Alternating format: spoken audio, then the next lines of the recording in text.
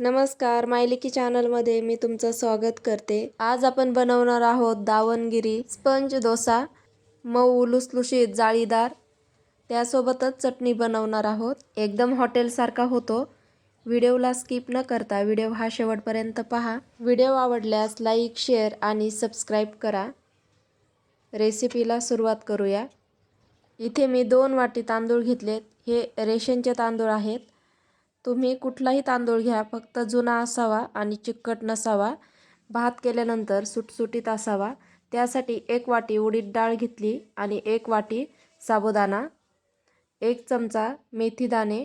मेथी दाण्यामुळे taste पण छान येते, कलर पण छान येतो आणि यामुळे पीठ फर्मेंट होतं। 2 ते 3 पाण्याने स्वच्छ धुवून घेते आणि 5 ते 6 तास भिजत ठेवू।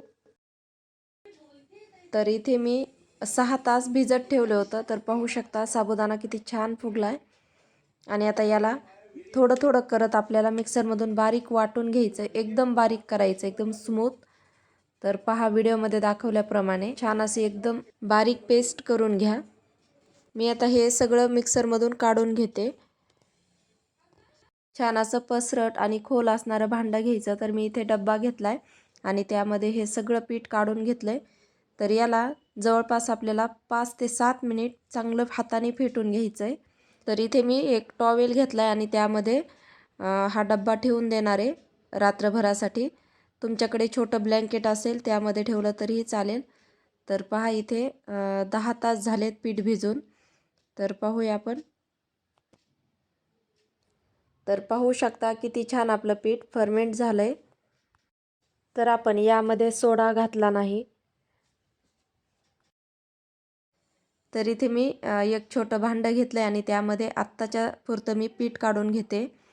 सगळ्या पिठामध्ये मीठ घालायचं नाही, लागन तसं आपल्याला यामध्ये पीठ घ्यायचं आहे आणि त्यामध्ये मीठ कालवायचं आहे। मला इथे घट्ट वाटत होतं म्हणून मी इथे याच्यामध्ये थोडं गरम पाणी घातलं आहे। तुमचं पण पीठ घट्ट जर वाटलं तर गरम पाणीच घाला, गार पाणी घालू नका। आणि हे स्पंज डोसे बनवताना एवढंच पीठ सैलसर ठेवा, जास्त घट्ट करू नका।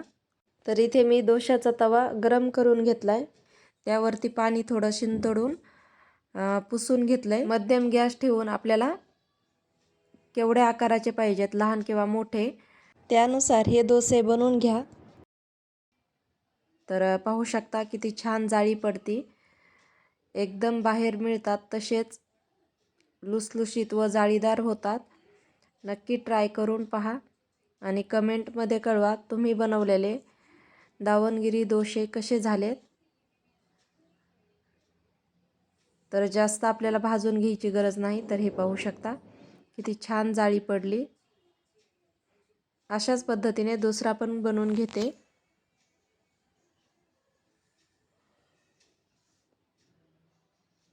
तुमच्या आवडीनुसार जाड किंवा पातळ तुम्ही बनवू शकता, पण दावणगिरीचा डोसा हा थोडासा जाडच असतो। त्यावरती छान असं लोणी घालायचं आणि लोणी घालूनच भाजायचा।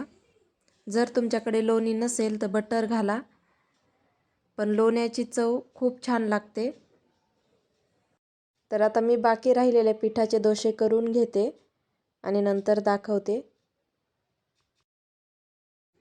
तर पाहू शकता या डोशाला कलर आणि जाळी किती छान आली।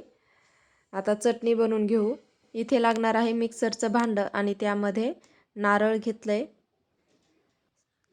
हिरव्या मिरच्या घेतल्यात 3 ते 4, ह्या कमी तिखटवाल्या आहेत। तुमच्या जास्त तिखट असतील तर 2च मिरच्या घाला। 1 चमचा साखर आणि अर्धा चमचा मीठ घातलंय आणि डाळवं घालते। तर डाळवं 3 चमचे घेतलंय आणि यामध्ये पाणी घालून छान अशी पातळसर चटणी बनवून घेतली। पहा अशा प्रकारे। तुम्हाला आजचा व्हिडिओ कसा वाटला कमेंटमध्ये कळवा।